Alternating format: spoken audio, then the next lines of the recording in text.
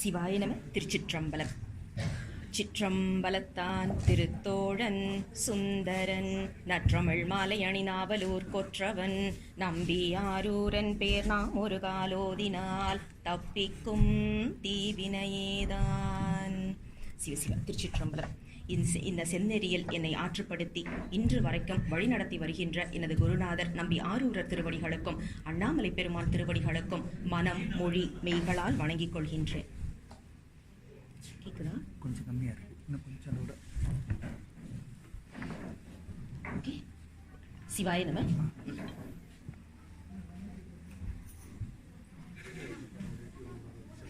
சிவாய நம.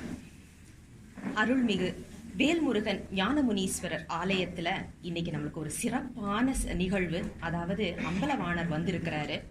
அதுவும் என்னன்னா சிவகாமி தாயாரோட எழுந்தருளி இருக்கின்றார். அதை மிகப்பெரிய ஒரு பாக்கியம் நமக்கு. அது மட்டும் இல்லாம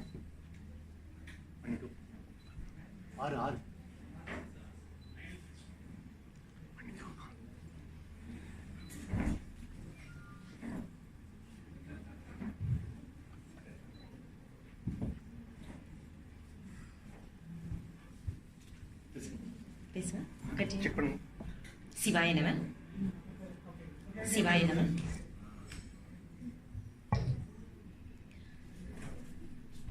இதுல என்ன ஒரு சிறப்பு அப்படின்னா, நால்வர் பெருமக்களோட நம்ம அம்பலவாணர் வந்திருக்கிறது தான் அதுல மிகச்சிறந்த ஒரு குறிப்பா நம்ம பார்க்கணும்.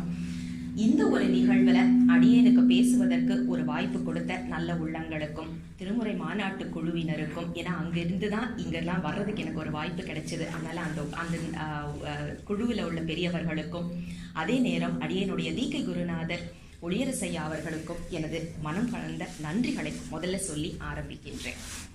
முதல்ல அருமையான இசை நிகழ்ச்சியை கேட்டுட்டோம். எப்படி பாடணுங்கிறத ஓதுவாரையா பாடி காமிச்சிட்டாங்க. எப்படி பாடக்கூடாதுங்கிற எடுத்துக்காட்டுக்காக இப்ப நானும் ஒரு பாட்டு பாட போறேன். எனக்கும் ஒரு ஆசை.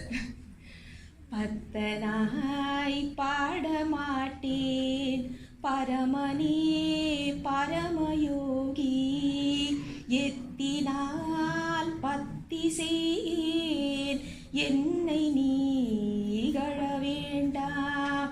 முத்தனே முதல்வா தில்லை அம்பல தாடுகின்ற அத்தா உன் நாடல் காண்பான் அடியனேன் வந்தவாரே. இது அப்பர் பெருமான் தில்லைக்கு போய் பாடினார். ஆனா நம்ம கோயில் நிர்வாகத்தினர் எவ்வளவு பெரிய ஒரு வேலை செய்திருக்கிறாங்க பாருங்க. அங்க இருக்கிற அம்பலவாணரை இங்க கூட்டிட்டு இங்க இருக்கிற நமக்கு சுலபமா அம்பலக்கூத்தனை காமிச்சிருக்கிறாங்க. அப்படின்னா கோயில் நிர்வாகத்தினருக்கும் அதே நேரம் இங்கே இருக்கின்ற அடியார்களுக்கும் மனம் மொழி மெய்களால் வணக்கங்களையும் நன்றிகளையும் கண்டிப்பா நாம இப்ப சொல்லியே ஆகணும். ஏன்னா அம்பலவாணரை கூட்டிட்டு வர்றது நாம நினைச்சு நடக்கிறது இல்லை, அவரா நினைச்சு வர்றதுதான். அதனால கண்டிப்பா அது ஒரு பெரிய சிறப்பா இருக்கும். இன்னொன்னு, நாம இந்த சொற்பொழிவை எப்படி பார்க்க போறோம் அப்படின்னா, நமக்கு பின்னாலே அழகா புரோட்டோடைப்பா கொடுத்துட்டாங்க. அதனால அவரை அங்கமா ரசித்து நாம இப்போ இந்த பொழிவுக்குள்ளால போகலாம். இங்க கொடுத்திருக்கிற தலைப்பு அப்படின்னு பாத்தீங்கன்னா சிதம்பர தரிசனம். இந்த சிதம்பர தரிசனம் அப்படிங்கிறது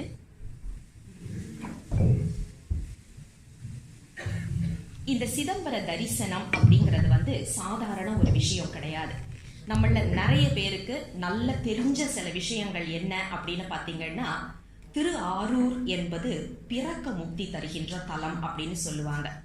அதே மாதிரி இறக்க முக்தி தருகின்ற தலம் அப்படிங்கிறது காசி. அப்ப நடுப்பட்ட நிலையில வாழறதுக்குன்னு ஒரு கேள்வி வரும் இல்லையா, வசிக்க முக்தி காஞ்சி அப்படின்னு சொன்னாங்க. சரி, நினைச்சாலே முக்தி தருவது திரு அண்ணாமலை.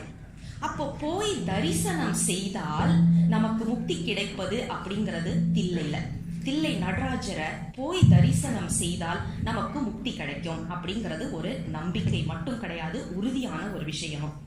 இப்ப அடுத்த ஒரு கேள்வி கேட்கலாம். அது எப்படிங்க சுலபமா நம்மளுக்கு முக்தி கிடைச்சிருமா? நம்ம வினைன்னு ஒண்ணு இருக்குதுல்ல, அந்த நடுவுல விளையாடிக்கிட்டு இருக்கும் பாருங்க வினை, அது இருக்குமே அப்படின்னு. கண்டிப்பா இருக்கும். அதனால்தான் இந்த பொழிவையும் நான் என்ன பண்ண போறோம் அப்படின்னா, நம்மளுடைய வினை வசத்தினால ஏதாவது ஏடாகூடமா ஆயிடக்கூடாது அப்படிங்கிறதுனால 4 அப்படிங்கிற கண்ணாடியை போட்டு அவர்களை ஊன்றுகோலாக எடுத்து நாம இந்த பயணத்தை மேற்கொள்ள போகின்றோம். 4 வழியில தில்லையை தரிசிக்க போகின்றோம். சரி, இப்ப முதல்ல எடுத்த உடனேயே நமக்கு வருவது நம்பி ஆரூரர் தான். ஏன்னா நமக்கு அழகாக ஒருவரையா பாடி காமிச்சாங்க. ஐயாவெல்லாம் இந்த கனவுல அப்படியே நினைச்சா கூட அப்படி நம்மளுக்கு வேர்த்துரும் ஐயா பாடுறதெல்லாம் நினைச்சா. அருமையான ஒரு பாட்டு பாடினாங்க. அது எப்படின்னு அந்த பாடலை வந்து இப்ப கொஞ்சம் இதா பார்க்கலாம்.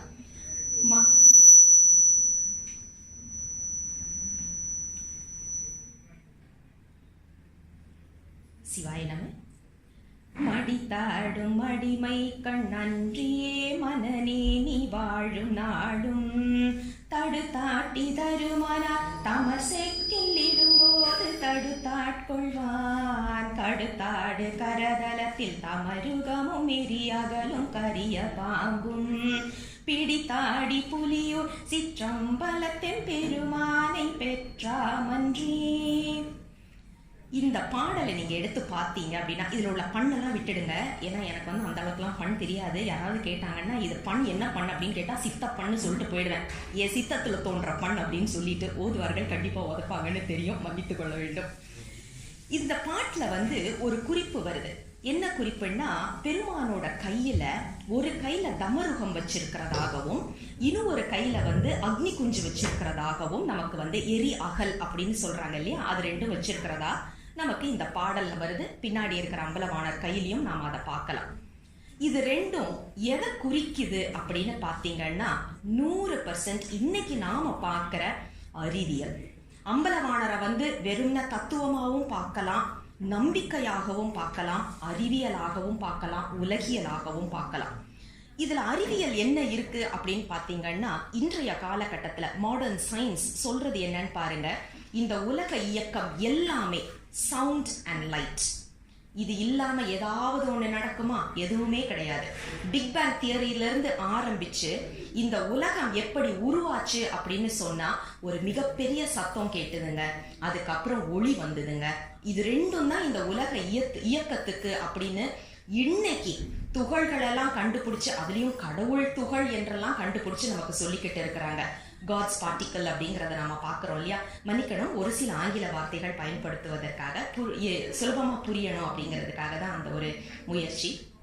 இப்ப இந்த காட்ஸ் பார்ட்டிக்கல் என்று சொல்லப்படுகின்ற கடவுள் துகள்கள், இது இந்த இது அசைவுகளை நீங்க எடுத்து பார்த்தீங்கன்னா அது அப்படியே நம்ம அம்பலவாணரை பிரதிபலிக்கிறதாக இன்றைய அறிவியல் பூர்வமா நமக்கு சொல்லிட்டு இருக்கிறாங்க. சரி, இதுக்கு வந்து ப்ரூஃப் இருக்கா? இதெல்லாம் ஒரு கேள்வி வரும். ரொம்ப சுலபம். அம்பலவாணரை அப்படியே பாருங்க. அம்பல கூத்தன் இருக்கிறாரு இல்லையா, நம்ம நடராஜ பெருமாள், அவர் அப்படியே பாருங்க. அவருடைய அதாவது இப்ப நமக்கு அவருக்கு தொப்புள் கிடையாது, ஏன்னா அவர் வந்து பிறந்து வந்தது கிடையாது. அவருக்கு திருமேனி கருமேனி கிடையாது நம்மளை மாதிரி. ஆனா நமக்கு தொப்புள் இருக்கிற இடத்துல ஒரு டாட் வச்சுட்டு அப்படியே அதை வந்து ஃபிபினாச்சி சீரீஸ் அப்படின்னு சொல்ற நிறைய பேங்கர்ஸ் இங்க இருக்கீங்க, உங்களுக்கு நன்றாக தெரியும். இன்றைய ஸ்டாக் எக்ஸ்சேஞ்ச்ல இருந்து கேமிங் இண்டஸ்ட்ரியில இருந்து உலகம் முழுவதும் இயங்கி கொண்டிருப்பது ஃபிபினாச்சி சீரீஸ். இது எங்க இருந்தது அப்படின்னா எங்க அம்பலவாணர் கிட்ட இருந்து வந்ததுப்பா. அவருடைய தொப்புள் அந்த இடத்துல இருந்து நீங்க அப்படியே அதை எக்ஸ்போனென்ஷியலா நீங்க வரைஞ்சிட்டே வந்தீங்கன்னா அதுதான் இந்த உலக இயக்கம் என்பது. அப்போ கையில வந்து தமருகம் வச்சிருக்கிறாரு, எரியகல் வச்சிருக்கிறாரு அப்படின்னா அது ஏதோ அவர் பொழுது போகாம தீய கையில வச்சு ஆடிக்கிட்டு இருக்கிறாருப்பா, நம்ம குழந்தைங்கள்ட்ட எல்லாம் அப்படி கொடுத்துடக்கூடாதுன்னு சொல்லக்கூடாது. இது தத்துவம், அறிவியல் என்று சொல்லி கொடுத்தால்தான் இதை நாம் இன்னும் அழகாக ரசிக்க முடியும். இந்த பாட்டுல இன்னும் ஒரு வரி வர்றத பாத்தீங்களா? அதாவது தருமனார் தமர் செக்கில் இடும்போது தடுத்தாட்கொள்வான் அப்படிங்கிற ஒரு வரி வருது. நம்ம ஹவுபார் வில்லால இருக்கிற 10 cots of hell எத்தனை பேர் போய் பார்த்திருக்கீங்கன்னு தெரியல. அங்க போய் பாத்தீங்கன்னா 10 இடங்கள் அதுல காமிப்பாங்க. அதுல ஒரு இடத்துல செக்கல போட்டு ஆட்டுறதுக்கான ஒரு அழகான ஒரு வடிவம் இருக்கும். ஆனா அங்க போய் பார்த்தோம்னா ஒரு பயம் வரும். எல்லா தடவையும் நான் அங்க போகும்போது கடைசி காட் இருக்குல்ல, அங்க போயிட்டு இந்த பதிகத்தை முழுசா பாடிட்டு வந்துடுவேன். எதுக்கும் பாடி வச்சுக்குவோமே அப்படின்னு சொல்லிட்டு ஒரு பயம் தானே. ஏன்னா நம்ம பண்ணிக்கிற தப்பெல்லாம் நமக்கு தானே தெரியும். இப்ப நமக்கு ஒரு கேள்வி வரும். இப்போ உங்கள எத்தனை பேருக்கு இந்த கேள்வி மனசுல வந்திருக்குதுன்னு தெரியாது. எனக்கு நிறைய வந்திருக்கு. அதாவது நான் என்ன தப்பு பண்ணினேன்? நான் நல்லா தானே எல்லாருக்கும் பண்றேன், எனக்கு மட்டும் ஏன் இந்த பிரச்சனை? அதுவும் எப்படி எனக்கு ஏன் இந்த பிரச்சனைன்னு கேட்க மாட்டோம், எனக்கு மட்டும் ஏன் இந்த பிரச்சனைன்னு கேட்போம். இதுக்கு கேட்கும்போது பெரியவங்க எல்லாம் என்ன பதில் சொல்லுவாங்க அப்படின்னா, அதுதாங்க உள்ளதுலயே கோபம் வரும். நம்ம கஷ்டம் கூட நம்மளுக்கு அவ்வளவு பெரிய விஷயமா தெரியாது.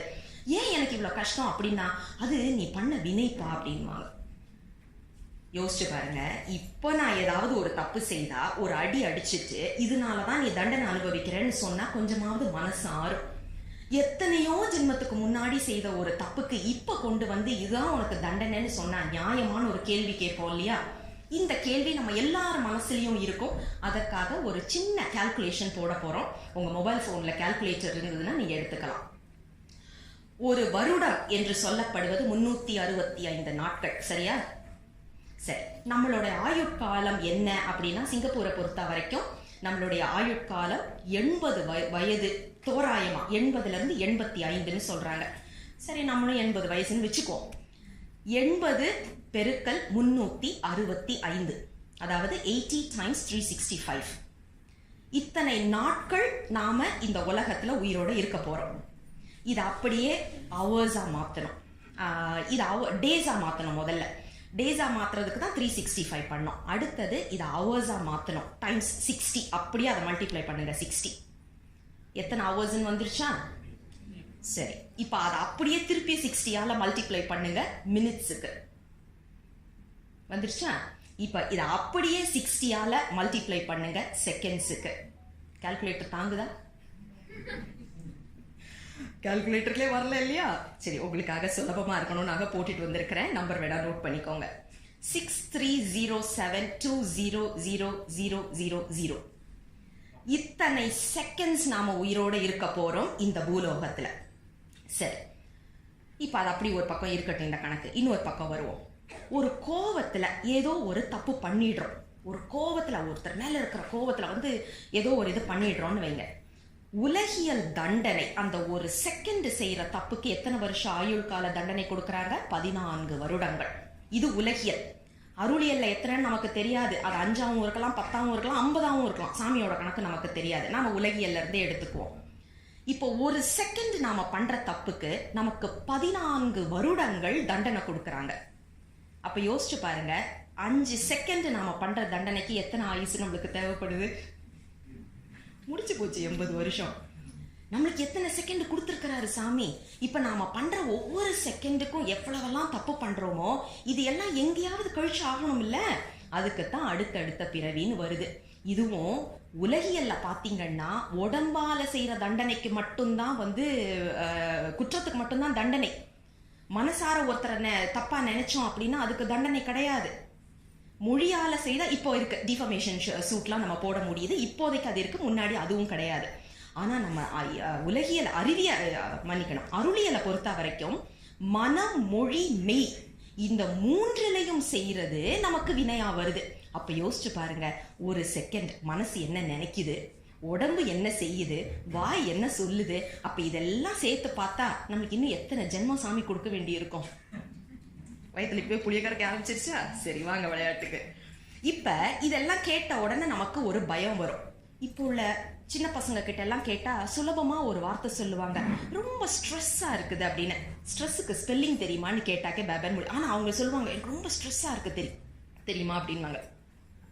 இப்ப இதை எடுத்து பாத்தீங்கன்னா ஸ்ட்ரெஸ் மேனேஜ்மெண்ட்ல நிறைய பேர் ஸ்ட்ரெஸ் மேனேஜ்மெண்ட் கிளாஸஸ்க்குலாம் போயிருப்பீங்க. அதுல வந்து 4 ஸ்ட்ராட்டஜி சொல்லுவாங்க. ஃபிளைட், ஃபைட், ஃபேஸ், ஃப்ரீஸ் அப்படின்னு 4 சொல்லுவாங்க. இதை கேட்ட உடனே ஐயோ இவ்வளவு பாவம் நம்ம பண்ணியிருக்கிறோமே, நம்மளுக்கு இன்னும் எத்தனை ஜென்மம் இருக்கு, எட்ரா ஓட்டத்தை அப்படின்னு ஒரு பக்கம் ஓடுறதுக்கு தோணும். ஒன்றும் கிடையாது. உதாரணத்துக்கு நம்ம முன்னாடி ஒரு ஒத்த யானை வருதுன்னு வச்சுக்குவோம். நம்ம எல்லாருக்கும் தெரியும் ஒத்த யானைங்கிறது ஆபத்தானது. நம்ம முன்னாடி ஒரு ஒத்த யானை வந்ததுன்னா என்ன பண்றதுக்கெல்லாம் நம்ம முயற்சி செய்வோம்? கொஞ்சம் ஆஜானுபாகவா இருந்தா போய் சண்டை போடுறதுக்கு நிற்போம். இது ஃபைட்ன்னு சொல்லுவாங்க. இல்லையா, எட்ரா ஓட்டத்தைன்னு ஓட ஆரம்பிச்சிருவோம். அது ஃபிளைட். இல்ல 3வது அப்படியே ஃப்ரீஸ் ஆகி நின்றுடுவாங்க. ஐயோ அது என்ன பண்ணுதோ பண்ணட்டும், ஏன்னா 3 வேலை செய்யாது, அப்படியே நின்றுடுவோம். இதுவும் சர்வசாதாரணமா நடக்கிறது. இன்னும் ஒரு விஷயம் இருக்கு. அது என்னன்னு பாத்தீங்கன்னா ஃபேஸ் அப்படின்னு சொல்லுவாங்க. அதாவது நேருக்கு நேர் பிரச்சனைய சந்திக்கிறது. இப்ப எத்தனை பேர் நேருக்கு நேர் சந்திக்கிறதுக்கு தயாரா இருக்கிறீங்களோ உங்களுக்கான மிக சுலபமான வழிமுறை என்னங்கிறது அம்பலவாணருக்காக நம்ம காழிப்பிள்ளையாரே சொல்லி இருக்கிறாரு. என்ன பாட்டுன்னு மட்டும் நம்ம பார்த்துக்குவோம். கூர்வாள் அரக்கந்தன், அதாவது கூர்வாள் அரக்கந்தன் வலியை குறைவித்து சீராலே மல்கு சிற்றம்பலமேய நீரார் சடையானை நித்தல் ஏத்துவார் தீரா நோயெல்லாம் தீர்தல் திண்ணமே. இந்த பாட்டை நீங்க எடுத்து பார்த்தீங்கன்னா ஒரே ஒரு செய்தி தான். ராவணனுக்கு பெருமான் அனுகிரகம் செய்தது. இப்ப நம்ம முதல்ல வினைய கணக்கு போட்டோம் இல்லையா, அதோட இப்ப நாம இது சேர்க்க போறோம். என்ன குறிப்பு அப்படின்னா, ஒருத்தரை யோசிச்சு பாருங்க. நீங்க என்ன உங்க வீட்டுக்கு விருந்துக்கு கூப்பிடுறீங்க, நான் வரேன். நல்ல சாப்பாடு போடுறீங்க, சாப்பிட்டு முடிச்சிட்டு கையை கழுவாம அப்படியே உங்க செவுத்தில் தடவுனேன்னு வைங்க, என்ன கோபம் வரும்? இல்ல டிவியை தூக்கி போட்டு உடைச்சேன்னு வைங்க, எவ்வளவு கோபம் வரும் இல்லையா? ஓங்கி அரைஞ்சு வெள்ள தள்ளலாம் போல தோணும் இல்லையா? இது வீட்டுல இருக்கிற பொருளுக்கே இப்படின்னா ராவணன் என்ன பண்ணார்? என்ன வேணாலும் இருக்கட்டும், என்ன காரணம் வேணா, நிறைய காரணங்கள் புராணங்களுக்குள்ள எல்லாம் நம்ம போகல. ஏன்னா புராணங்கள்னா நிறைய கட்டுக்கதையாகவும் வந்துடும். ராவணன் செய்தது என்ன அப்படின்னா, பெருமானோட கைலை மலை அவருடைய வீட்டை அப்படியே பெயர்த்தி எடுக்க முயற்சி செய்தார். நம்ம வீட்டுக்கு ஒரு டிவியை உடைச்சாலே கோபம் வருது, அவர் வீட்டையே பெயர்க்க எத்தனைச்சாக்க என்ன நடந்திருக்கும் அந்த இடத்துல? பெருமான் ரொம்ப சர்வசாதாரணமா அவருடைய கால் விரலால லேசா ஒரு அமுக்கிறார், அவ்வளவுதான். ஏன்னா நம்ம இதெல்லாம் பார்க்கறது திருமுறை வாயிலாக, திருமுறையில வர்ற செய்தியை தவிர நம்ம வேற எதையுமே பார்க்கல. அவர் லேசா அழுத்துறாரு, அடியில மாட்டிக்கிட்டு ராவணன் குய்யோ முறையோன்னு கத்துறான். அதனாலதான் அவருக்கு பெயர் ராவணன். ராவணன் என்பது காரண பெயர். காரண பெயர் என்ன காரணம் அப்படின்னா, ஓலமிடுதல் அப்படிங்கிறதுனால, ஐயோ ஐயோ ஐயோன்னு கத்துனதுனாலதான் அவனுக்கு ராவணன் என்ற பெயரே வந்தது. சரி, இப்ப அவன் கத்தும் போது அங்க வந்த ஒருத்தர், எப்பா நீ கவலைப்படாத, நீ பாட்டு பாடு, எங்க சிவபெருமானுக்கு பாட்டுனா ரொம்ப பெரிய வீக்னஸ், நீ பாடு, உன் பக்கத்துல உனக்கு எல்லாம் வேண்டியதெல்லாம் செய்வான் அப்படின்னு ஒரு அட்வைஸ் சொல்லிட்டு போறாங்க. இந்த அட்வைஸ் ராவணனுக்கு மட்டும் கிடையாதுங்க, நமக்கும் தான். ஏன்னா எத்தனை பாவங்கள் நாம கண்டிப்பா சிவபெருமானுடைய வீட்டை பெயர்த்தி எடுக்கிற அளவுக்கு பாவம் பண்ணல, ஆனா மத்த எல்லா பாவமும் பண்ணிருக்கோம். அப்ப அந்த அளவுக்கு உள்ளவனுக்கே மன்னிப்பு கிடைக்குது அப்படின்னா நம்மளுக்கு இந்த இடத்துல ஒரு திருப்தி, அப்பா எனக்கும் மன்னிப்பு கிடைச்சிரும்பா அப்படின்னு ஒரு திருப்தி வருது இல்லையா? இதையும் காழிப்பிள்ளையாரே நமக்கு சொல்றார். என்ன சொல்றாரு அப்படின்னு பாருங்க, இதே பதிகத்துல கடைசி பாடல். ஞால துயர் காழி ஞான சம்பந்தன் சீல தார்கொள்கை சிற்றம்பலமேய சூல படையானை சொன்ன தமிழ் மாலை கோலத்தால் பாட வல்ல நல்லாரே, கோலத்தால் பாட வல்ல நல்லாரே. ஆக நாம பண்ண தப்புல இருந்தெல்லாம் வெளியில வரணும் அப்படின்னா ஒன்னே ஒண்ணு நாம செய்ய வேண்டியது பாட வேண்டும். இப்ப இந்த பாட்டுல பாத்தீங்கன்னா சூலப்படையான் அப்படின்ற ஒரு சொல் வருது. இது நிறைய பேர் நம்மளுக்கு ஒரு கேள்வி வரும், ஏங்க உங்க சாமிக்கு மட்டும் கையில ஆயுதங்கள் அத்தனை இருக்குது அப்படின்னு ஒரு கேள்வி வரும். இதுக்கு நாம எப்படி பதில் சொல்ல போறோம் அப்படின்றது ஒரு விஷயம். ரெண்டாவது, உண்மையான காரணம் என்ன அப்படிங்கிறது. நம்ம மனிதனுக்கு பொறுத்த வரைக்கும் எதை செய்வதா இருந்தாலும் ஒரு புரோட்டோடைப் வேணும். எதை செய்யறதா இருந்தாலும், சமையல் செய்யறதா இருந்தாலும் இப்ப யூடியூபை பார்த்து தான் செய்யறோம். யாரோ ஒருத்தர் செய்திருக்காங்களா, அப்ப பரவாயில்ல நாமளும் தைரியமா செய்யலாம் அப்படின்ற ஒரு நம்பிக்கை. ஒருத்தர் வீடு கட்டியிருக்காங்களா, அப்ப நம்மளும் செய்யலாம். ஒருத்தர் செய்திருந்தா அதை பார்த்து நாம் செய்ய முடியும். ஏன்னா நாம அப்படிதான், மனிதன் அப்படிதான் உருவாகி இருக்கிறாங்க. நாம நடக்கிறோம், பேசுறோம், யாரை பார்த்து நடக்கிறோம், யாரை பார்த்து பேசுறோம் அப்படின்னா நம்ம அம்மா அப்பாவை பார்த்து, இல்ல நம்மளை சுத்தி இருக்கிறவங்கள பார்த்து. ஆக நமக்கு முன்னாடி செய்து காமிச்சா தான் நமக்கு வரும். புரோட்டோடைப் இருந்தாதான் நம்மளால எதுனாலும் செய்ய முடியும். இது நிதர்சனமான ஒரு உண்மை. இல்லை அப்படின்னா டார்சான் மாதிரி காட்டுல தான் தாவிக்கிட்டு இருப்போம். ஏன்னா டார்சான் குரங்குல இருந்து கத்துக்கிட்டு இருந்தாலும் மரத்தை தான் தாவிக்கிட்டு இருப்பான். ஆனா நாம அம்மா அப்பாட்ட இருந்து படிச்சதுனால நாம தாவரதை விட்டுட்டு மனசுல தாவிக்கிட்டு உட்காந்துட்டு இருக்கோம். உடம்பால தாவல, அவ்வளவுதான். எனிவேஸ், இதுல நீங்க பாத்தீங்கன்னா பெருமானுக்கு 3 விதமான வடிவங்கள் சொல்லுவோம். வேக போக யோக வடிவங்கள் அப்படின்னு சொல்லுவோம். ஆரம்பிச்சிட்டிங்களா சித்தாந்தத்தை? ராத்திரி 10 மணிக்கு மேல அப்படின்னு தோணுதா? கவலைப்படாதீங்க, அந்த அளவுக்குலாம் நம்ம போகல. இந்த பெருமானுடைய வேக வடிவம் அப்படிங்கிறத நாம நிறைய இடங்கள்ல பார்த்திருப்போம். கோவத்துக்காக அவர் எடுக்கிற வடிவங்கள் அப்படின்னு சொல்லிட்டு இத அப்படியே நீங்க நடராஜர்ல வச்சு பார்க்கலாம். அதுதான் அதுல சிறப்பு. நடராஜருடைய தாண்டவங்கள் என்ன மாதிரியான தாண்டவங்கள்? 3 புறங்களை எரித்துட்டு அவர் ஆடினது திரிபுர தாண்டவம் ஒன்று இருக்கு. காலசம்ஹார மூர்த்தியாக ஆடிய தாண்டவம், காமசம்ஹார மூர்த்தியாக ஆடிய தாண்டவங்கள், இது எல்லாமே வேக வடிவத்துல வரும், நடராஜர்லயே வரும். நம்ம கோயில்ல இன்னைக்கு எழுந்தருளி இருப்பவர் யாரு அப்படின்னா உமா மகேஸ்வரியோட சிவகாமி தாயாரோட வந்திருக்கிறவங்க. அவங்கள தான் போக வடிவம்னு சொல்லுவோம். அவர் அங்க போகத்தை காமிக்கலைன்னா நமக்கு போகம் வராது. அவர் அங்க கோபத்தை காமிக்கலைன்னா நம்ம சுத்தி இருக்கிற அந்த ஆணவம், கண்மம், மாயை என்னென்னமோ சொல்றாங்க இல்லையா, இது எல்லாமே நமக்கு மிகப்பெரிய ஒரு எதிரியாக நிற்கும். ஆக இதில் இருந்து வெளியில் வருவதற்காக பெருமான் வேக வடிவமாக வருகின்றார். அதே மாதிரி போகம், நமக்கு போகத்தை புரிய வைப்பதற்காக. இல்லைன்னு வைங்க, எது மேலேயும் ஆசை வராது, நமக்கு பேசணும்னு ஆசை வராது, கேட்கணுங்கிற ஆசையும் நம்மளுக்கு இருக்காம போயிடும். அதனாலதான் போக வடிவம் எடுக்கிறாரு. அதே நேரத்துல பக்குவப்பட்ட ஆன்மாக்களுக்கு யோகத்தை கொடுப்பதற்காக யோக தட்சிணாமூர்த்தியாக இருப்பவர் நமக்கு யோக நடராஜராகவும் இருப்பதை பார்க்கிறோம் உத்தரகோச மங்கையில. ஆக இதுதான் அதோடைய காரணம், நமக்கு காமிப்பதற்காக. எப்படி கோபப்பட்டு வெளியில இருக்கிறவங்க அழிக்கிறது கிடையாது. ஏன்னா மனிதனுக்கு மனிதன் எதிரி கிடையாது. உயிர் நாம எல்லாருமே சகோதர சகோதரிகள் தான். உயிருக்கு பால் இனம் வேறுபாடும் கிடையாது. நாம எல்லாருமே ஒரே ஈக்குவல்னு சொல்லுவோம் இல்லையா, அதே மாதிரி எல்லாம் ஒரே சரிசமம். பெருமானுக்கு இவன் வேண்டியவன் இவன் வேண்டாதவன்ற கணக்கே கிடையாது.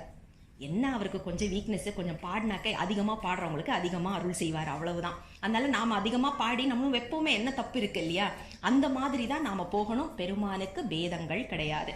அதனால அவர் அழிப்பது அப்படிங்கிறது நாம பெருமான் கிட்ட போக முடியாம எதெல்லாம் தடுக்குதோ அதை அழிக்கக்கூடியவர் அப்படிங்கிறத தான் நாம மனசுல எடுத்துக்கணும்.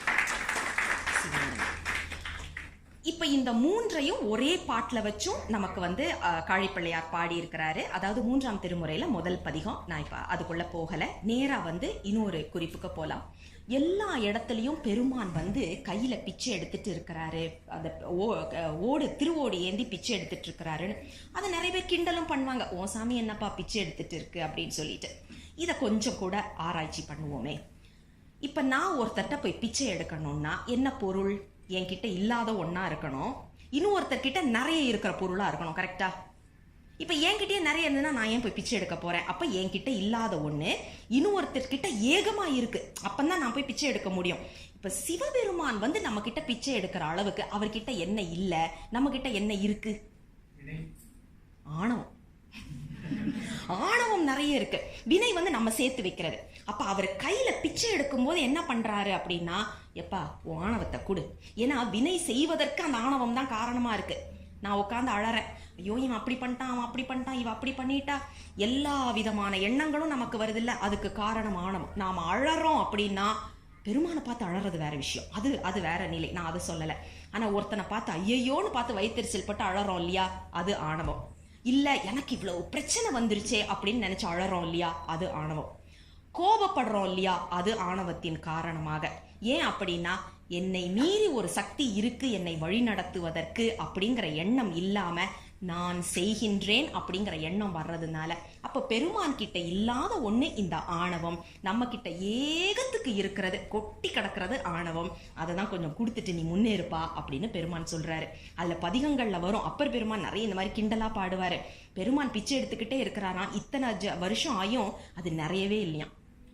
என்ன பொருள்னா அவரும் விடா கண்டனா கேட்டுக்கிட்டு இருக்கிறாரு, நாமளும் கொடா கண்டனா கொடுக்க மாட்டோம்னு உட்கார்ந்துட்டு இருக்கோம். அதுதான் அது உண்மை, நிதர்சனமான உண்மையா தெரியுது. சரி, இதெல்லாம் கேட்ட உடனே எல்லார் மனசுலயும் ஒண்ணு வருதா, போதும்டா சாமி, இந்த பிறப்பே போதும், இதுக்கு மேல என்னத்துக்கு இந்த கஷ்டம் தோணுதா. ஆனா அப்பர் பெருமான் மட்டும்தான் அப்படியே மாத்துறாரு. இவரை பார்க்கறாரு, பார்த்த உடனே அப்படியே ரசிக்கிறார். எப்படி ஒரு ரசனை பாருங்க. பெருமானுடைய புருவத்திலிருந்து பார்க்க ஆரம்பிக்கிறார்.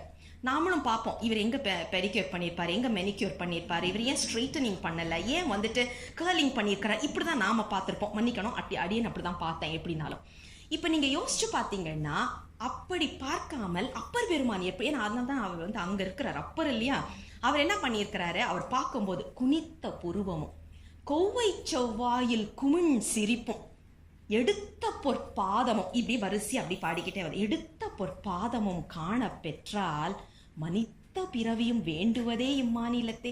எனக்கு மீண்டும் பிறவி வேணும். எப்படிப்பட்டவர் கேட்கிறாருன்னு யோசிக்கணும். கொஞ்சம் வெத்தலையில சுண்ணாம்பு அதிகமாயிடுச்சுதுன்னு வைங்களேன், நம்ம வாய் என்ன ஆகும்? ஒரு வாரம் வாயை திறக்க முடியாது. உசு உசு உசு உசுன்னுவோம்ல. 3 நாள் முழுவதுமாக ஒரு சுண்ணாம்பு கலவாயில அவரை தூக்கி போடுறாங்க.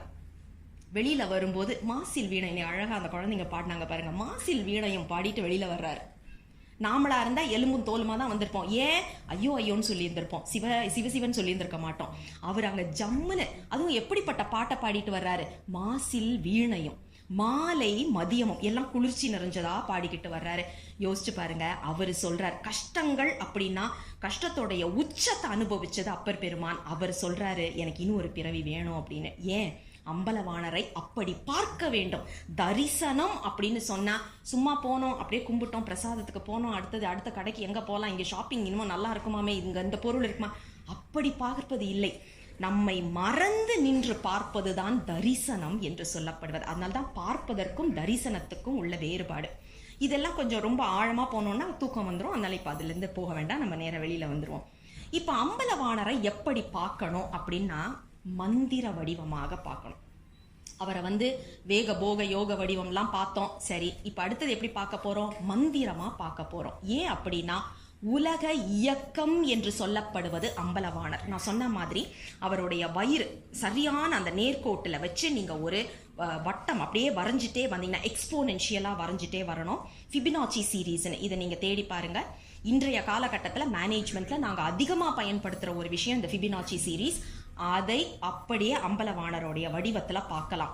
இதை வேற எங்கெல்லாம் பார்க்கலாம் அப்படின்னு பார்த்தீங்கன்னா மலர்கள், நீங்க எந்த பூவை வேணாலும் எடுங்க, இந்த உலகத்துல எல்லா இதழ்களும் ஃபிபனாச்சி சீரீஸ்ல தான் வரும். ஃபிபனாச்சி சீரீஸ்ன்றது 0 0 + 1 1, அப்புறம் கடைசி அந்த 2 நம்பர் ஆட் பண்ணணும். திருப்பி 1 + 1 = 2, அப்புறம் 2வையும் 1ஐயும் ஆட் பண்ணீங்கன்னா 3, 3யும் 2வையும் ஆட் பண்ணணும் 5, அப்புறம் 8, அப்புறம் 13, அப்புறம் 21, இப்படி போகும். ஸோ எல்லாமே கடைசி 2 நம்பரை ஆட் பண்ணி வரும்போது கணக்கு ஆரம்பிச்சிட்டாங்களா அப்படின்னு தோணுதா? சாரி பசங்களா, அதுக்கு சீக்கிரம் வெளில வந்துடலாம். இப்போ அந்த ஃபிபனாச்சி சீரீஸ் அப்படிங்கிறதுல தான் இதழ்கள், எல்லா மலர்களுடைய இதழ்களும் இருக்கும். நீங்க எந்த மலர்கள் வேணா எடுத்து பாருங்க. சில மலர்களுக்கு வெளியில ஏதாவது ஒரு வண்டு அரிச்சு சிலப்போ அந்த மாதிரி ஏதாவது இருந்தாலும் உள் இதழ்னு சொல்லுவோம் இல்லையா, அக இதழ் எல்லாத்தையும் எடுத்து பாருங்க, எல்லாமே ஃபிபனாச்சி சீரீஸ். இந்த உலக இயக்கம் என்பது நடராஜர் என்று சொல்லப்படுவது மலரில் இருந்து ஆரம்பிக்கின்றது. சூரியன்ல இருந்து, சந்திரன்ல இருந்து, இயக்கத்துல இருந்து, கேலக்சி என்று சொல்லப்படுவது யூனிவர்ஸ், எதை எடுத்தாலும் இந்த ஃபிபனாச்சி சீரீஸ். இன்னைக்கு நைட்டு போய் நீங்க உட்காந்து கூகுள்ல சர்ச் பண்ணி பாருங்க, அத்தனை தகவல் இந்த உடல் அமைப்பே ஃபிபனாச்சி சீரீஸ்ல தான் வந்திருக்கு. அதைத்தான் நமக்கு அம்பலவாணர் அப்படியே எடுத்து காட்டுவதாக நமக்கு பார்க்கிறோம். சரி, அடுத்தது இன்னும் ஒரு கேள்வி நம்ம எல்லாருக்குமே வரும். அம்பலவாணரை மந்திரம்னு சொல்றீங்களே, எங்களுக்கு தெரிஞ்சு இது வரைக்கும் விதவிதமான சாமிகளை நாங்க பார்த்து, ஏன்னா இது நிறைய மற்ற சமயத்துக்காரங்க நம்மள்ட்ட கேள்வி கேட்கிற ஒரு விஷயம். உங்களுக்கு மட்டும் ஏங்க அத்தனை சாமி இருக்கு, எங்களுக்கெல்லாம் 1 2 தானே, அவ்வளவு தானே, உங்களுக்கு மட்டும் ஏன் அத்தனை இருக்கு அப்படின்னு சொல்லி ஒரு கேள்வி கேட்பாங்க. இது எதற்காக அப்படின்னா, இதுவும் மனோ தத்துவியல்ல தான் கொஞ்சம் போகணும், சைக்காலஜியா தான் கொஞ்சம் போகணும். யோசிச்சு பாருங்க, எனக்கு ஒரு பிரச்சனை அப்படின்னா நான் போய் சொல்லக்கூடிய ஆள் யாரு அப்படின்னா என் கணவன் இல்ல வீட்டுல இருக்கிறவங்க கிட்ட தான் போய் சொல்ல முடியும். பிரச்சனையே அவங்களாலன்னு வைங்க, எங்க போய் அங்க சொல்றது? சரி, தோழன் தோழி கிட்ட போய் சொல்லலாமா அப்படின்னா ஈகோ விட்டு கொடுக்காது. என்ன நான் ஒரு கெத்தா காமிச்சிட்டேன், இப்போ போய் என் பிரச்சனையெல்லாம் சொன்னா என்ன நினைப்பாங்க, சேச்சா வேண்டாம் வேண்டாம். அம்மா அப்பாட்ட சொன்னா தேவையில்லாம அவங்களுக்கு எதுக்கு ஒரு கவலை. அப்ப என்ன ஆகும், சொல்றதுக்கு இடம் இல்லை, மனசுக்குள்ளேயே வச்சிருப்போம். மனசுக்குள்ளேயே புழுங்க அது அதிகமான மன அழுத்தத்தை கொடுக்கும். அப்போ ஒரு இடத்துல நமக்கு வடிகால் வேண்டும் அப்படிங்கிறதுக்காக தான் உருவங்களை கொடுத்தாங்க. ஏன்னா சும்மா சாமி எல்லா இடத்துலயும் இருக்கிறாரு அப்படியே சொல்லு அப்படின்னா எப்படி பார்ப்போம், லூசு நினைச்சிட மாட்டாங்க நம்மள? கேள்வி வரும்ல, காத்த பார்த்து பேசிட்டு இருக்கிறான், என்ன சரியா இருக்கிறாங்களா அப்படின்னு ஒரு கேள்வி வரும். அதனால என்ன பண்ணாங்க, ஒரு உருவத்தை கொடுத்தாங்க. கோயிலுக்கு போ, புலம்பி தீத்துரு, அந்த சாமி இருக்கிறார் உனக்கு வடிவமா. இப்ப சிலருக்கு அம்மான்னா ரொம்ப பிடிக்கும். அப்ப என்ன பண்ணாங்க, அம்மனாக நமக்கு ஒரு உருவம் வந்தது. சிலருக்கு என் பையன்னா எனக்கு ரொம்ப பிடிக்கும்பா அப்படின்னா முருகர், அழகான ஒரு முருகரா. சிலர் சொல்லுவாங்க எனக்கு சப்பி சீக்ஸ் தான் ரொம்ப பிடிக்கும், சரி வச்சுக்கோ பிள்ளையார். இப்படி நமக்கு விதவிதமாக கொடுப்பதற்கு காரணம் எல்லாம் ஒரு தெய்வ கொள்கை உடையவர்கள் தான் நாம. ஆனா நமக்கு விதவிதமா நமக்கு கொடுத்த காரணம் என்னன்னா சாமிக்காக இல்ல, நாம ரிலேட் பண்ணணும் அப்படிங்கிறதுக்காக கொடுத்தது தான். அப்ப இது நமக்கு பெருமானை பல வடிவங்கள்ல நாம பார்க்க ஆரம்பிச்சோம். பார்த்து பார்த்து பார்த்து வரும்போது லிங்க திருமேனியை வைக்கும்போது நமக்கு முருகரை பார்த்தே பழகினவங்க லிங்கத்தை பார்க்கும்போது அங்கே முருகர் தெரிய ஆரம்பிப்பார். அப்படி ஒரு படி மேலே போவோம். அதுதான் அரு உருவம் அப்படின்னு சொன்னாங்க. அதுக்கப்புறம் ஒரு நிலை வரும், எல்லா இடத்துலையும் இருக்கிறது ஒரே ஆள் தான்ப்பா, சாமி எங்கே இருந்தாலும் அங்கே தான் இருக்கிறாரு அப்படின்னு. அப்போ அது அருவமாக நாம் வழிபட ஆரம்பிப்போம். இந்த அருவ நிலைக்கு போகிறதுக்கு நமக்கு மந்திரம் வேண்டும். அந்த மந்திரம் தான் இந்த சிவாய நம அல்லது நமசிவாய என்று சொல்லுவது எல்லாம். இப்போ அம்பலவாணரை நீங்கள் பார்க்கும்போது அவரை மந்திர வடிவமாக பார்த்து பார்த்து வரும்போது கடைசியில் ஒரு சூழல் வரும். நீங்கள் மனசில் நமசிவாய இல்லை சிவாய நமன்னு சொல்லும்போது அம்பலவாணர் உங்கள் கண்ணு முன்னாடி வந்து நிற்பார். அந்த நிலைப்பாட்டுக்குத்தான் நாம் போகிறதுக்கு முயற்சி செய்து கொண்டிருக்கின்றோம். இப்போ நம்ம சிவாய நமன்னு சொல்கிறோம் அப்படின்னா என்ன பொருள்? அந்த நிலைப்பாட்டு, என்னை அறியாமல் நான் சொல்லுவதற்காக என்னை பழக்கப்படுத்தி கொள்கின்றேன் அப்படிங்கிறது தான் அதில் பொருள். ஏன்னா திடீர்னு ஒரு நாள் வந்து சிவசிவன் சொல்ல வரணும் வராது.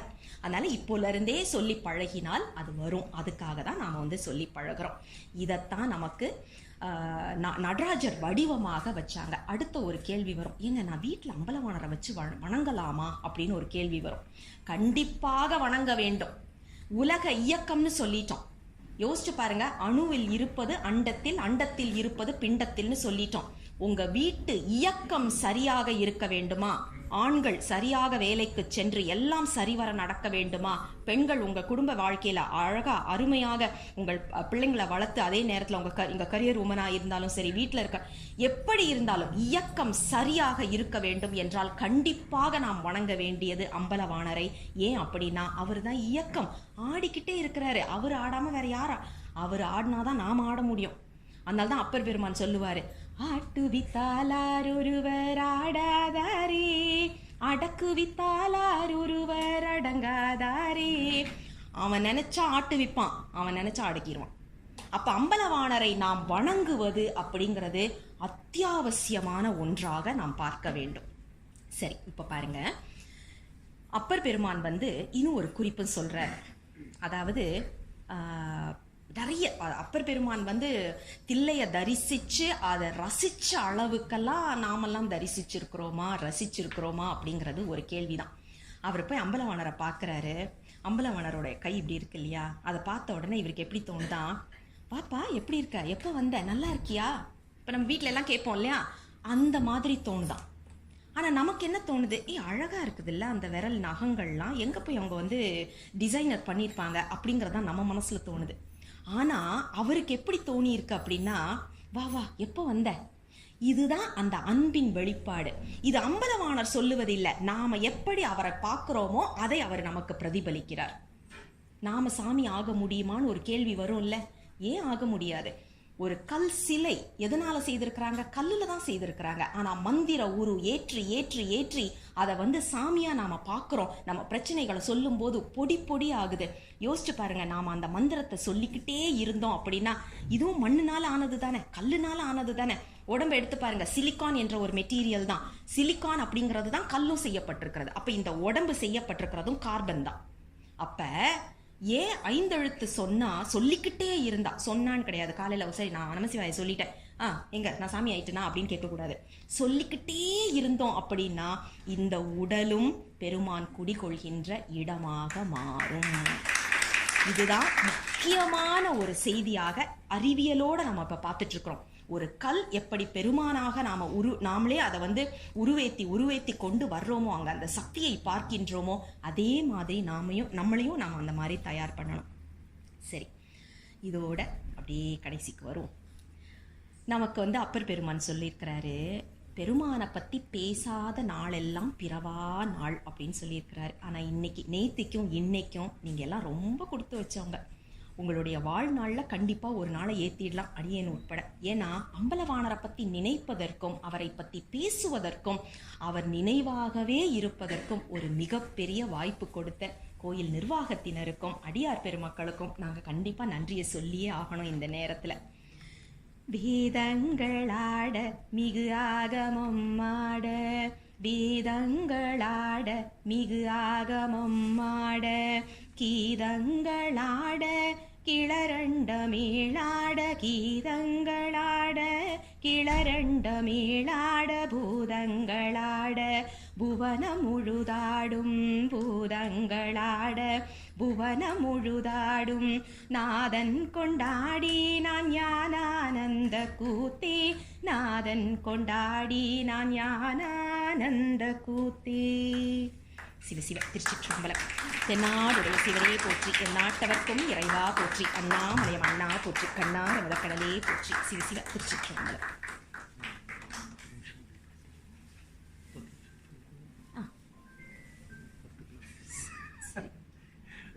கண்டினியூ பண்ணு. சிவ சிவா சரிங்க, ஒன்றும் பிரச்சனை இல்லை. ஒன்றும் இல்லைங்க. சிவ சிவா. அதாவது நம்மளுக்கு நேரம் தாண்டி போறது தெரியாம நம்ம கேட்டுட்டு இருக்கிறோம். அதனாலதான் அம்மா கொஞ்சம் கன்னி பண்ண சொன்ன ஒரு 10-15 நிமிஷம் தங்களது சார்பா அதை கேட்டிருக்கிறேன் நானு. வாங்கிட்டு வந்து மறுபடியும் என்னைக்கு நம்மளுக்கு கிடைக்குங்கிறது தெரியாது. அதனால இந்த ஒரு அரிய தருணத்தை மிஸ் பண்ண கூடாதுங்கிறதுக்காக நேரம் போனாலும் பரவாயில்ல, இன்னொரு 20 நிமிஷம் வாய்ப்பு ஒன்றும் பிரச்சனையே இல்லை. மாசம் வந்தாலும் நான் வரேன்.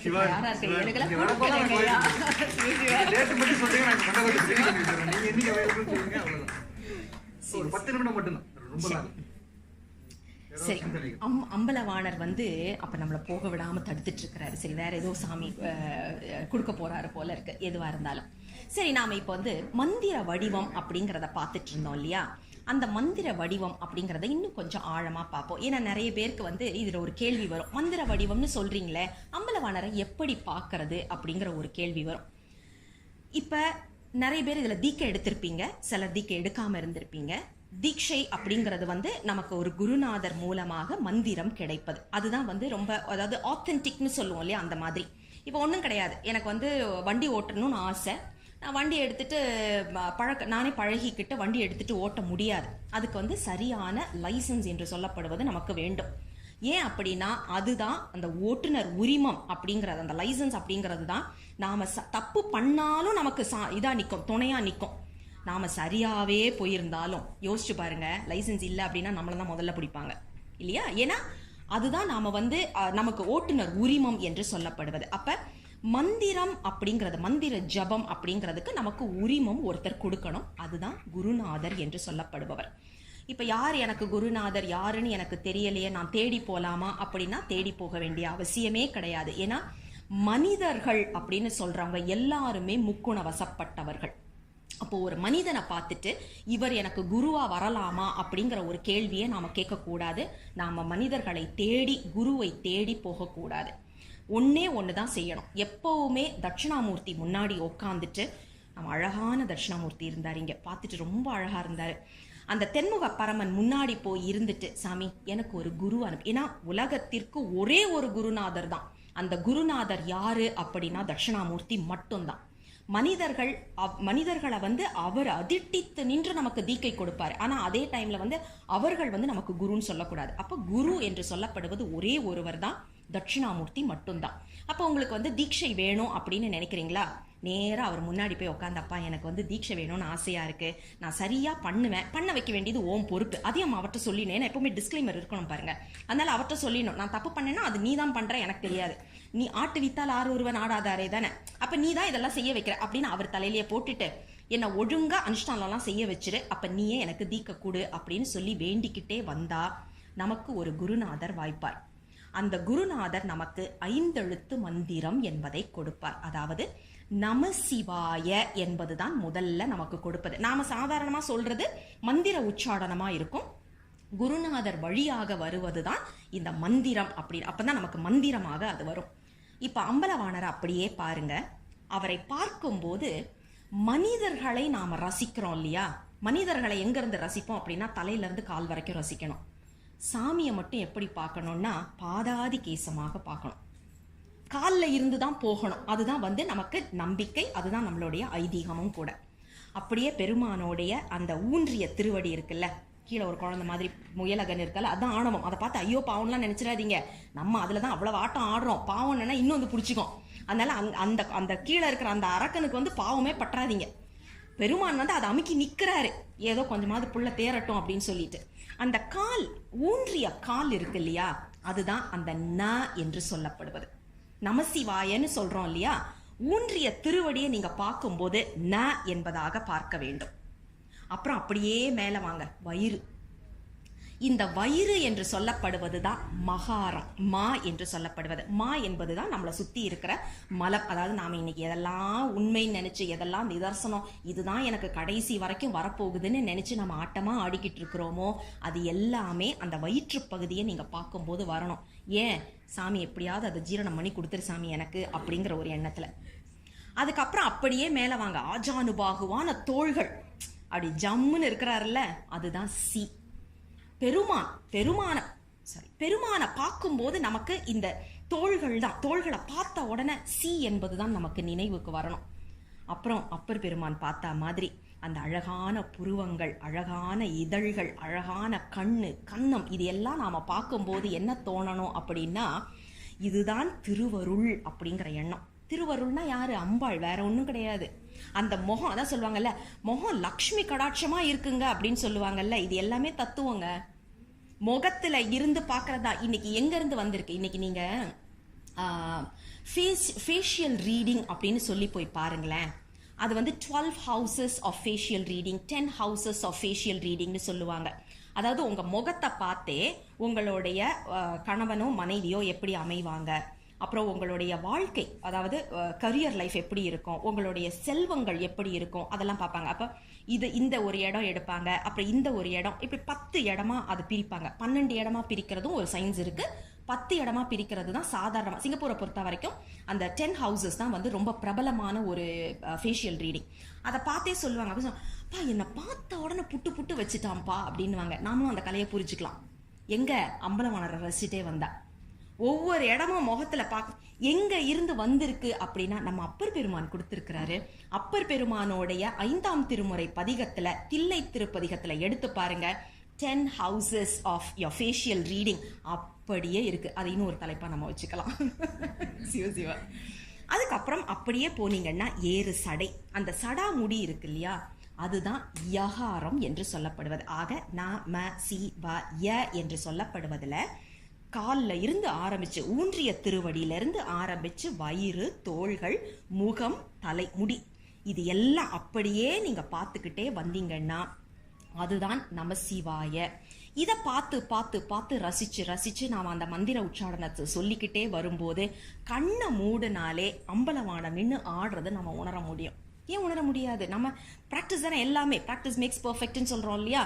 பழகி கொண்டே வந்தோம் அப்படின்னா கண்டிப்பாக அம்பலவாணர் நம்ம முன்னாடி வந்து நின்று ஆடுறதை நம்ம உணர முடியும். இன்னும் ஆடிக்கிட்டு இருக்கிறாரு, இப்பவும் ஆடிக்கிட்டு இருக்கிறாரு. நான் இங்கே ரொம்ப பிஸியாக பேசிகிட்டு இருக்கேன், நீங்கள் பிஸியாக கேட்டுட்டு இருக்கீங்க, அதனால நம்மளுக்கு தெரியல. ஆனால் அமைதியாக உட்காந்து சாமி எங்கே இருக்கிற, எனக்கு உன்னை பார்க்கணும் அப்படின்னு அழுது உட்காந்தோம் அப்படின்னா கண்டிப்பாக பெருமான் நமக்காக காட்சி கொடுப்பார். இது ஒன்று. இப்போ நாம் இதை ஒரு 2 வருஷம் 3 வருஷம் பயிற்சி எடுத்துகிட்டே வந்ததுக்கப்புறம் அடுத்த நிலை தீக்கை நமக்கு கிடைக்கும். சிவாய நம என்று சொல்லப்படுகின்ற தீக்கை நமக்கு கிடைக்கும். அது எங்க இருந்து பார்க்குறோம், அதை எப்படி பார்க்குறோம் அப்படின்னு பார்த்தீங்கன்னா, முதல்ல அந்த உடுக்கை ஏந்திய கரம் இருக்கு இல்லையா, ஏன்னா அதுதான் வந்து சவுண்டுன்னு சொன்னோம் நாம ஏற்கனவே. இந்த உலக இயக்கம் எல்லாமே ஒலியினால் ஆனது. அப்ப அவர் பெருமான் என்ன பண்றாரு, ஒலி மூலமாக எழுப்புகின்றார். அதுதான் சி என்றதாக இருக்கு. அடுத்த தடவை உங்க வீட்டுல மின்னலும் இடியும் கேட்கும் போது முதல்ல உங்க மனசுல வர்றது என்னவா தெரியுமா இருக்கணும்? மின்னல் வந்துருச்சு, திருவருள் வந்துட்டாங்க. திருவருள் வந்தா என்ன பண்ணுவாங்க, நம்ம கிட்ட இருக்கிற கெடுதல் எல்லாம் எரிச்சிருவாங்க. ஏன்னா அக்னி குஞ்சு கையில இருக்கிற அக்னி இருக்கு இல்லையா, பெருமானுடைய கையில இன்னொரு கையில அக்னி இருக்கு இல்லையா, அதுதான் வந்து மலம். அப்ப அந்த திரோதானம் என்று சொல்லப்படுவது அழிந்துச்சுன்னா, அதாவது திருவருள் நிலை பெற்று அழிந்தது அப்படின்னா அடுத்தது யார் வருவாங்க, மின்னல் வெட்டுவாங்க. அடுத்த தடவை நமக்கு மழையை பார்க்கும்போது என்ன ஞாபகத்துக்கு வரணும் அப்படின்னா, சிவ சிவ, இவ்வளவுதான் நமக்கு ஞாபகம் வரணும். ஏன், முதல்ல வந்துட்டாங்க, வந்து கெடுதல்லாம் அழிச்சிட்டாங்க. அடுத்தது மின்னலாக வந்து ஒலியாக இடியாக வந்து நமக்கு பெருமானும் நிற்கின்றார். ஆக ஒலியும் ஒளியுமாகத்தான் நமக்கு இந்த பிரபஞ்சமே இருக்கு என்பதை நாம் உணர வேண்டும். இதை தான் இந்த சிவாய நம அப்படிங்கிறதுல நாம பார்க்குறோம். அதே மாதிரி கீழே இருக்கிற அந்த முயலகர், இதுதான் வந்து விஷமும் பிடிச்ச ஆசாமி. நம்ம பாஷையில சொல்லணும்னா ரொம்ப விஷம், குழும்பு காரம்பா அப்படின்வாங்க இல்லையா, அவன் தான். இருக்கிறதையே தெரியாம நம்ம ஆட்டி படைச்சிக்கிட்டு இருக்கிற ஒரு ஆள் யாருன்னா அதுதான். யாராவது வந்து உனக்கிட்ட உனக்கு நிறைய ஆணவம் இருக்கு அப்படின்னா நான் சும்மா விடுவேன்? சண்டைக்கு போயிட மாட்டேன். ஏன்? எனக்கு ஆணவம் இருக்கிறதுனால தான் ஆணவம் இருக்குங்கிறதையே ஒத்துக்க முடியல. புரியுதா? யாருக்கு ஆணவம்? எனக்கா உனக்கா ஒன்று சண்டைக்கு இறங்கிடுவோம். மெட்ராஸ் பாஷையில சொன்னா கோதால இறங்கிடுவோம். ஏன் அப்படின்னா ஆணவம் இருப்பதனால. அந்த ஆணவம் அப்படிங்கிறத சிம்பாலிக்கா நமக்கு காமிப்பது தான் அங்க கீழே இருக்கிறது. ஏன்னா நீங்க பாத்தீங்கன்னா அம்பலவாணர் அப்படின்னு சொல்றது வெறும் ஒரு மனிதன் நின்று ஆடிக்கொண்டிருப்பதுன்னு நாம பார்க்க கூடாது. ஆனால் அதை பார்க்கும்போது எப்படி இருக்க வேண்டும் அப்படின்னா அனைத்துமே சிம்பாலிக் ரெப்ரசன்டேஷன். தலையில கங்கை வச்சிருக்கிறாரு. ஏன் வச்சிருக்கிறாரு? ஆட்டமா யார் ஆடினாலும் அடக்கிறதுக்கு நம்ம சிவபெருமான் மட்டும்தான். கங்கையை வந்து கீழே கூட்டிட்டு வர ட்ரை பண்ணாங்க. அங்க இருந்துட்டு யாருக்குங்க கங்கை ஆகாயத்துல இருக்கிறவங்க யாருக்கு பூமிக்கு வர விருப்பம் இருக்கும்? நம்மளுக்கு விருப்பம் இருக்குமா? இல்ல. அப்ப கங்கையை மட்டும் கூட்டிட்டு வந்தா அவளுக்கு கோவம் வருமா? வராதா? அவ இவனு குதிச்சுட்டு யார நான்லாம் வரமாட்டேன், நான் வந்தேன்னா என்ன ஆகும் தெரியுமா, பூமியுமே அழிச்சிருவேன் தெரியுமா, என்னை அடக்கிறதுக்கு யாரு இருக்கிறாங்க அப்படின்னு. வேற யாரு இந்த மாதிரிலாம் ஆடினா அடக்கிறதுக்கு? சிவபெருமான் மட்டும் தானே. எல்லாம் போய் அவர் காலில் விழுந்த உடனே பாகீரதன் அப்படிங்கிற ஒருத்தர் தான் பெருமான் காலில் போய் விழறாரு. பெருமான் சொல்றாரு, சரி வர சொல்லு. ஆக்ரோஷமா வந்த கங்கையை பெருமான் என்ன பண்றார்? ஒரே ஒரு ஸ்ட்ராண்டுன்னு சொல்லுவோம் இல்லையா, ஒரு முடியை எடுத்து இப்படி எடுத்து அதை ஒரு டிராப்பா முடியில தாங்கிக்கிட்டாரு. அப்ப யோசிச்சு பாருங்க, கங்கை ஆக்ரோஷமா வந்தவளையே ஒரு முடியில ஒரு டிராப்பா எடுத்துக்கிட்டாரு சிவபெருமான் அப்படின்னு சொல்றாங்க இல்லையா. இது எந்த தத்துவத்தை குறிக்கின்றது அப்படின்னா, நாம நான் தான் மிக பெரியவன் அப்படின்னா இந்த உலகத்துல நம்மை விட பெரியவன் ஒருவன் இருக்கின்றான். அது யாரா வேணாலும் இருக்கலாம். இதை நமக்கு உணர்த்துவதற்குத்தான் அந்த கங்கையை வைத்திருக்கின்றார். அடுத்தது சந்திரன். நம்ம எல்லாருக்குமே தெரியும், தலையில சந்திரனை வச்சிருக்கிறார். எதுக்கு அப்படின்னா, எவ்வளவு ஆட்டம் ஆடினாலும் சரி, எவ்வளவு தப்பு செய்தாலும் சரி, நேர போய் சாஷ்டாங்கமா காலில் விழுந்துரு. காலில் விழுந்தா என்னங்க பண்ணுவோம்? ஒருத்தரை தூக்கி விட்டு சரி சரி போ அப்படிதான் சொல்லுவோம். ஆனா சிவபெருமான் பாருங்க, இதனால தான் நம்பி ஆரூரர் பித்தா ஆரம்பிக்கும் போதே என்ன பித்தா அப்படின்னு ஆரம்பிக்கிறார். ஏன்? காலில் விழுந்த யாரையாவது தூக்கி தலையில வைப்பாங்களா? நம்ம சிவபெருமான் தான் அதையும் செய்வார். ஏன் அப்படின்னா, மன்னிப்பு அப்படின்னு சொன்னா நம்ம பெருமான தவிர வேற யாருமே அங்க ஈடு இணையே கிடையாது வேற எங்கேயும். பாவ மன்னிப்பு அப்படிங்கிறது இன்னைக்கு சர்வ சாதாரணமா நாம பேசிக்கிட்டு இருக்கிறோம். ஆனா பாவத்தை மன்னிப்பது மட்டும் கிடையாது, மிக உயரமான ஒரு இடத்தை கொடுத்தது நம்ம சிவபெருமான். ஆக நாம செய்ய வேண்டியதெல்லாம் என்னன்னா, சரண் அடையணும். எல்லாம் நீ பார்த்துக்கோ சாமி, எனக்கு ஒன்றும் இல்லை அப்படின்னு நாம சரண் அடைகிறதான். அந்த சரண் அடைகிற ஒரு தகுதியை நாம் வளர்த்து கொண்டோம் அப்படின்னா அப்புறம் என்ன, தங்கத்துல வச்சு தாங்கிறதுக்கு நம்ம சாமி இருக்கிறாரு. அதெல்லாம் நம்மளுக்கு செல்வ நெடுமாடம் என்று நமக்கு ஓதுவாமூர்த்திகள் பாடினாங்க. செல்வன் கழல் ஏத்தும் செல்வம் செல்வமே. எது நமக்கு உண்மையான செல்வம்? செல்வன் என்று சொல்லப்படுகின்ற அம்பலவாணரின் திருவடிகளை செல்வன் கழல் ஏத்தும் செல்வம் செல்வமே, அதுதான் உண்மையான செல்வம். ஏன்? மற்ற எல்லாமே செல்வம் தான். அதனால்தான் பாத்தீங்கன்னா சரஸ்வதி உட்கார்ந்து இருக்கிற மாதிரி இருக்கும் படம், லக்ஷ்மி நின்றுட்டு தான் இருப்பா. ஏன்? எஸ்கேப் ஆகிறதுக்கு ரெடியா இருக்கிறா. படிச்சா கொஞ்ச நாள் இருக்கும், அதனால சரஸ்வதி உட்கார்ந்து இருக்கிறா. இப்படிதான் பழம் நமக்கு கொடுத்துருக்குறாங்க. ஆனா அம்பலவாணர் ஸ்டெடியா நின்று ஆடிக்கிட்டு இருக்கிறாரு. அவர் காலை புடிங்க, என்ன செல்வம் வேண்டுமோ அனைத்தையும் அவர் கொடுப்பார் என்று சொல்லி